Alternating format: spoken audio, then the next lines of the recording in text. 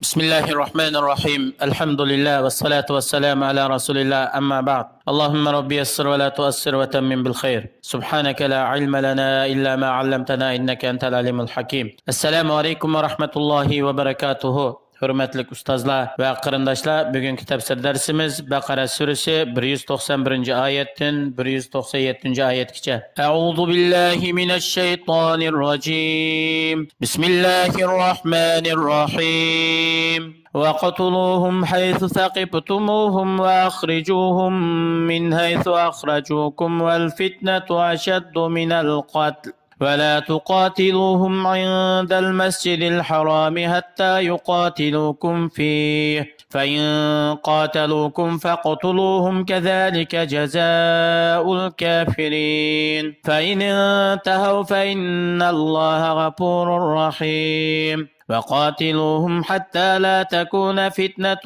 ويكون الدين لله فإن انتهوا فلا عدوان إلا على الظالمين. Yuqorida o'qilgan oyatlarning qisqacha tarjimasi. Ularni qayerda uchratsangiz shu yerda o'ltiringlar. Mayli haram doirasining ichida bo'lsin, haram doirasining sirtida bo'lsin, urush qilish cheklangan oyda bo'lsin yoki normal oylarda bo'lsin, kofirlarni nerda uchratsangiz shu yerda o'ltiringlar. Ular sizlarni yurtinglar Makkadan qo'g'lab chiqarayotganga o'xshash, sizlarni ularni qo'g'lab chiqaringlar. Dinda buzg'unchilik paydo qilish, mu'minlarni o'zining dinidan to'sish, kufrga qaytarishning o'zi buning jinoyati urush qilishdan kattadir. Sizlar Masjidil Haramning yonida ularga qarshi urushni boshlamanglar. Masjidil Haramning hurmatini saqlab, ular sizlarga qarshi urush ochmoqcha, sizlar Masjidil Haramning yonida ularga qarshi urush ochmanglar. Agar ular Masjidil Haramning yonida sizlarga qarshi urush açıdiken silahmi ularga qarshi urush qilinglar. Bu jazoninki o'xishi. Agar ular Masjidil Haramning atrofida turib, ya'ni haddidan eshib Masjidil Haramning hurmatini saqlamaydi ekan, ularga urush ichib, ularni o'ltirish, ularning jazosi, kofirlarning jazosi shunday bo'ladi. Agar ular sizlarga qarshi urushdan qo'l uzsa, kufrdan to'xtasa, sizlarmi ularga qarshi urush qilishdan to'xtanglar. Haqiqatan Alloh subhanahu va taolo tövbe qilgan bandasini kechirim qilguchi, uni ilgirki gunohi xatoligi sababidan azoblamaydi. Alloh ularga mehribondir, ularni azoblashga oldirmaydi. Zaminda kufr tugugichi kishilarni Allohning yo'lidan to'sadigan, Allohga ibodat qilishdan to'sadigan va Allohga sherik keltiradigan sherik yo'qolganga qadar kofirlarga qarshi urush qilinglar. Buning bilan din Alloh uchun oshkor bo'ladi. Agar ular o'zining kufrligidan qo'l uzsa va kishilarni Allohning yo'lidan to'sashdan qo'lni uzsa, sizlarmi ularga qarshi urush qilishdan qo'linglarni uzinglar. Mu'minlarni Allohning yo'lidan to'sgan va Allohga kofir bo'lgan zolimlardan boshqalarga dushmanlik qilish, tajovuzchilik qilish bo'lmaydi. Ash-shahrul haramu bish-shahril harami val hurmatu qisas.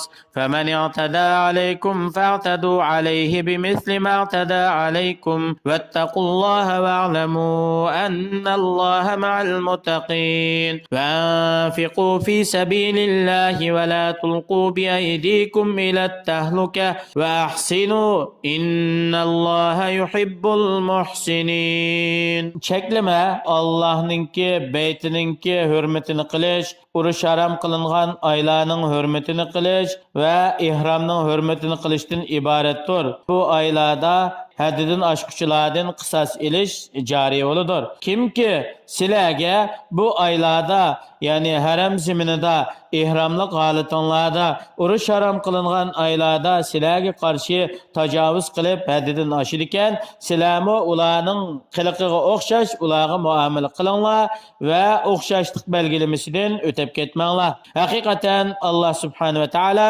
o'zining belgilamasidan o'tib ketganlarni yoqtirmaydi. Allah sizlarga ruxsat qilgan belgilimidan o'tib ketishda Allohdan qo'rqinglar. Bilinglar ki haqiqatan Alloh subhanahu va taolo taqvodorlarni yaxshilikqa muvaffaq qilish va kuchlantirish bilan doim ular bilan birgadir. Sizlar Allohga itoat qilish, Allah yo'lida jihad qilish va uning g'ayridagi yaxshi amallarni qilish to'g'risida Alloh sizlarga ato qilgan mol-mulklarni chiqim qilinglar, sarf qilinglar, xarajat qilinglar. Allah yo'lida jihad qilishni targ'ib qilib, Allah yo'lida mol chiqim qilishni targ'ib qilib, o'zinglarni, jininglarni halokatga tashlamanglar. yoki sizlar shu orqali o'zinglarni halokatga tashlaydigan ishlarni qilishga sabab bo'lmanglar. Sizlar Allohga bo'lgan ibodatni va Alloh bilan bo'lgan muomala axloqlaringlarni yaxshilanglar. Haqiqatan Alloh subhanahu va taolo o'zining hamma ishlarida yaxshi bo'lg'uchi kishilarni yoqtirdi. Ularning ajr savobini katta qilib berdi. Ularni to'g'ri yo'lga muvaffaq qiladi. وأتموا الحج والعمرة لله فإن أحصرتم فما استيسر من الحج ولا تحلقوا رؤوسكم حتى يبلغ الحج محله فمن كان منكم مريضا أو به أذى من رأسه ففدية من صيام أو صدقة أو نسك فإذا أمنتم فمن تمتع بالعمرة إلى الحج فما استيسر من الحج فمن لم يجد فصيام 3 أيام في الحج و7 إذا رجعتم تلك 10 كاملة ذلك لمن لم يكن أهله حاضر المسجد الحرام واتقوا الله واعلموا أن الله شديد العقاب. Hac ve ömrünü mükemmel, to'liq, xotirjam ado qilinglar. Bu orqali Allohning roziligini talab qilinglar.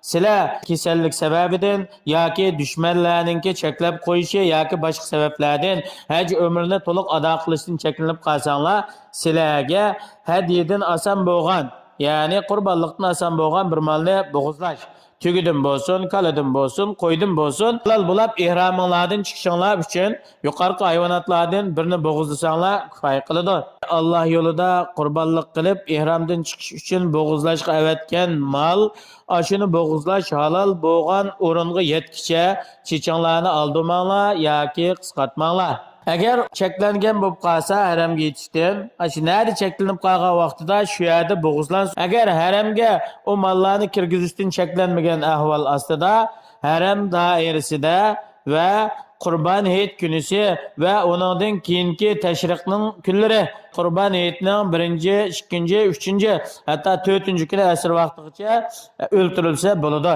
Endi sizlardan kimki kasal bo'lib qolgan bo'lsa yoki uningki beshida yara ekan yoki boshlari, chochlari pitlab ketgan shundaq bir aziyat bo'lib qolgan bo'lsa, bu odam shu sababdan chichini oldirib o'tib qolsa, bu odamga gunoh bo'lmaydi. Bu odam shuning uchun ma'lum miqdorda bir fidya verish kerak.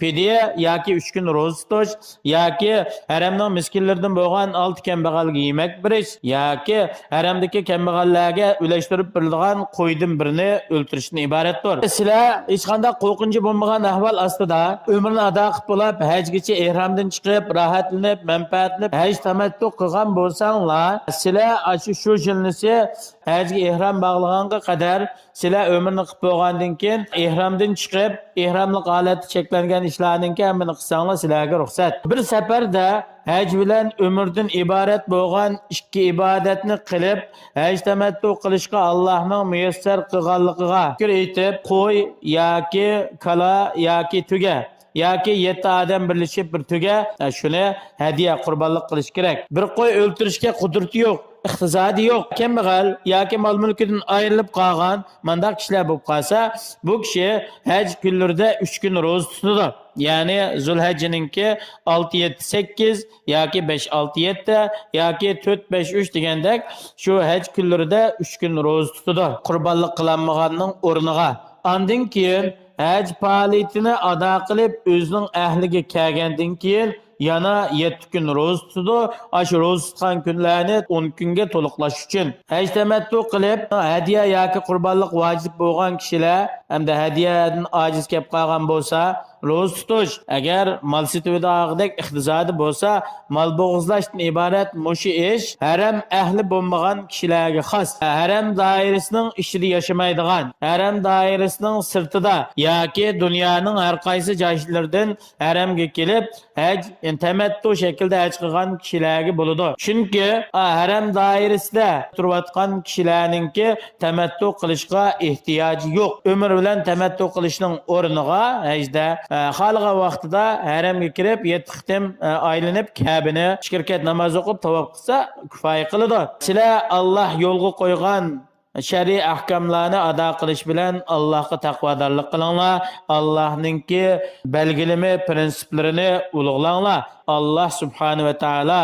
o'zining buyrug'iga xiloflik qilgan kishi uchun azobining intayin qattiq ekanligini bilinglar. Yuqorqi oyatdan ilingan foydalar. Jihad qilishdan bo'lgan maqsad va jihadningki oxirgi g'oyasi nima desa, barliq hukmronlikni Allah uchun qilish, insonlarni haqni anglash va haqiqatni qabul qilishdan cheklaydigan barliq cheklamalarni yo'q qilishdan iborat. Jihadni tark qilish, Allah yo'lida jihad qilmaslik yoki jihad qilishga sal qarab o'ltirib olish bu ummatningki halok bo'lishining sabablaridan bir sababdir. Chunki jihad qilmaslik ummatning ojizlashishi va dushmanlarning uningdan foydalanib ummatni qul qilishiga ilib boradi.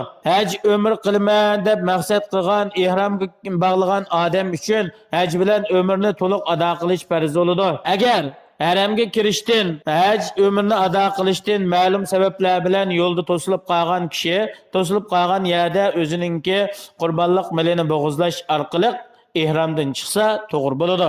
Alloh subhanahu va taolo hammalarni oxirgi g'oyamiz bo'lgan Alloh yo'lida jihad qilish, Allohning kalimasini oliy qilish, Sharqiy Turkistonda islom dinini keng azoda Allohning dini qilib, xotirjam Alloh rozi bo'ladigan shaklda ibodat qilish uchun jihad qilishga muyassar qilsin va shundaqla jihadga kerakli bo'lgan barliq sabab tayyorliqlarni qilishga Alloh hammamizni muvaffaq qilsin. Assalomu alaykum va rahmatullohi va barakatuh.